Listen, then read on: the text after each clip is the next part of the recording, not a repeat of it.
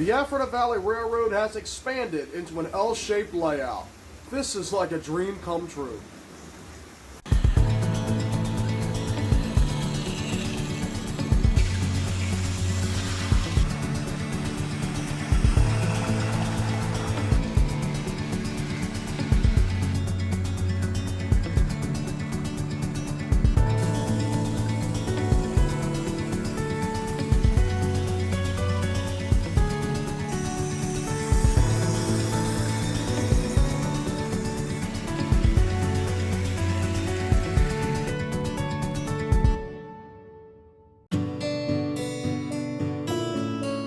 While planning the expansion, I was lucky enough to find a large skid made out of 3 2x4x8s in a dumpster, so I loaded it in my truck, brought it home, and later took it apart to salvage the 2x4s.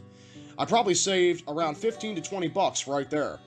Then I cut the 2x4s, assembled a frame, and attached a 4x4 cut sheet of 3/4 inch plywood to it. I only needed about 12 inches or so of 2x4 to cut pieces for the banquet table legs to attach to, so a 2x4 from the scrap barrel in the garage came in handy. The next and most tedious step was building and attaching the table legs to the underside of the table. It was the perfect height when finished, aside from the wood being a little bowed and accounting for the uneven basement floor.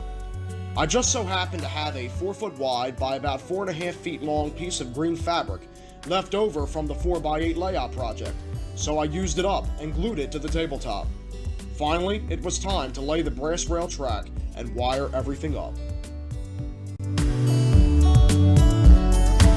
The first thing that I did was isolate the tracks on the 4x4 layout from the 4x8 layout.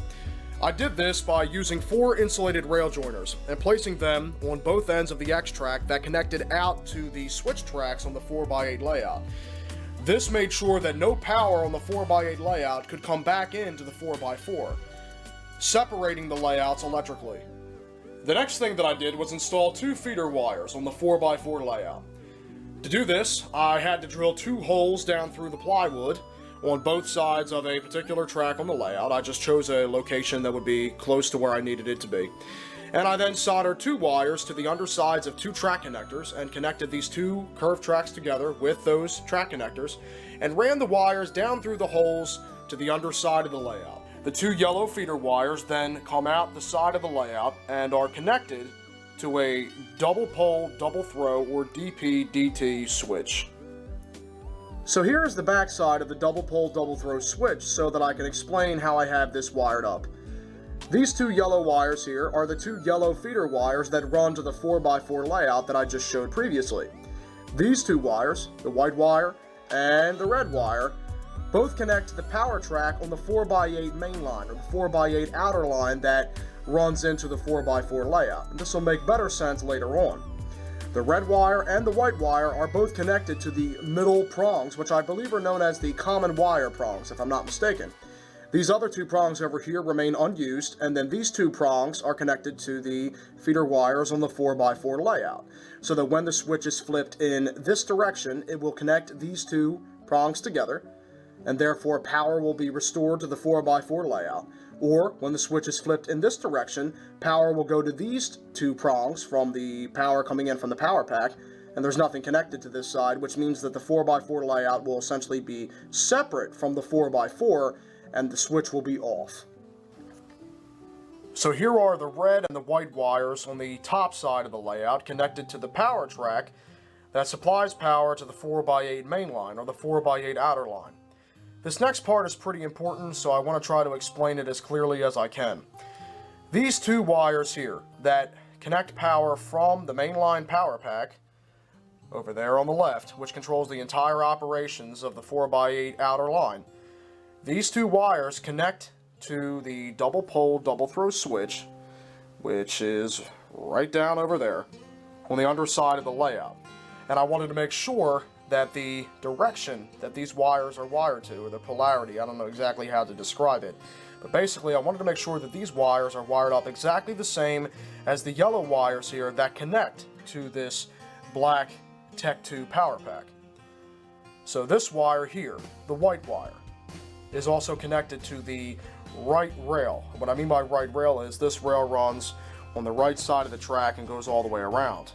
The second screw that the other yellow wire that's connected to the power pack, it is screwed in and connected to the left rail, or the rail that runs around the left rail of the track.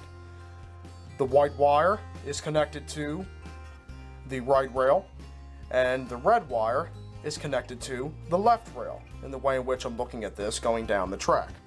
That was very important for me to understand when it came to wiring the double pole double throw switch. So, the red wire, which runs to the left rail on the track, is connected to the left center prong, and the feeder wire here, that's connected to the left top prong, which is just how I'm trying to describe it. This feeder wire runs to the left rail on the left side of the track on the 4x4 layout. Same thing with the white wire. The white wire is connected to the right prong, and then the right top prong, the feeder wire that connects to it, is connected to the right rail on the 4x4 layout. So basically everything is in the same direction when it comes to wiring. Here we are topside looking at the two feeder wires on the 4x4 layout, so I can once again reiterate what I was trying to say about everything being wired in the same direction. So here is the right rail, which, to better look at this, you can see that the track on this side, here's the right rail that goes all the way around and would loop back around and come over here.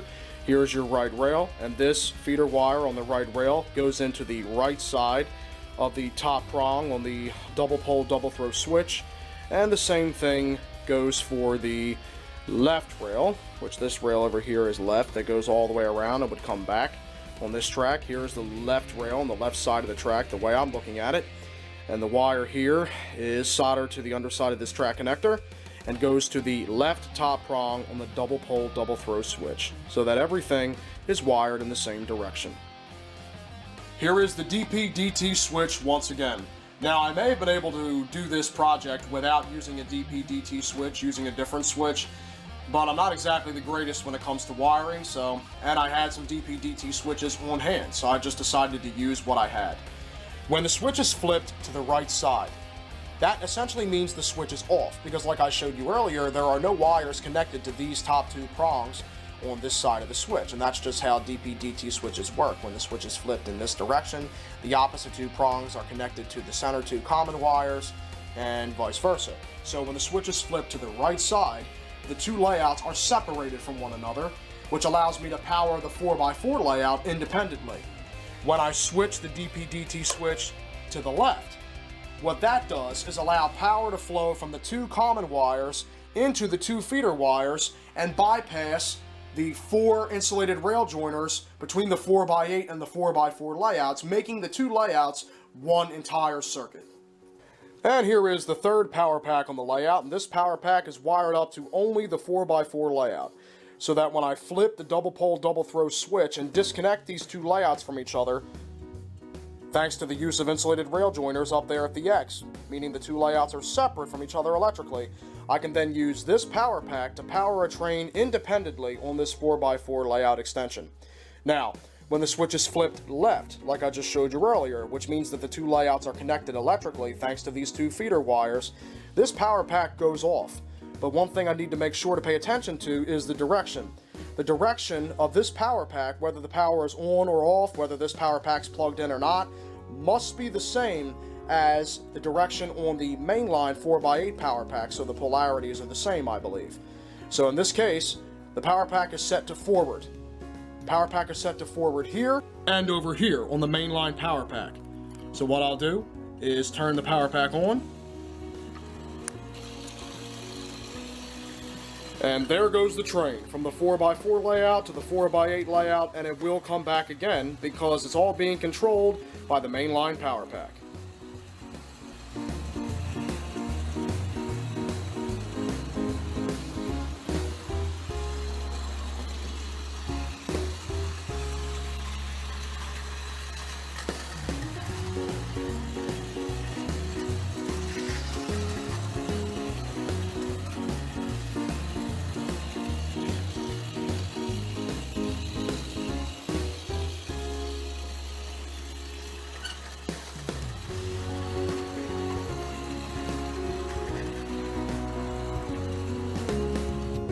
Now, with the DP-DT switch switched to the right, disconnecting the 4x8 layout from the 4x4, I can then use my third power pack to power an engine completely independently on this 4x4 extension.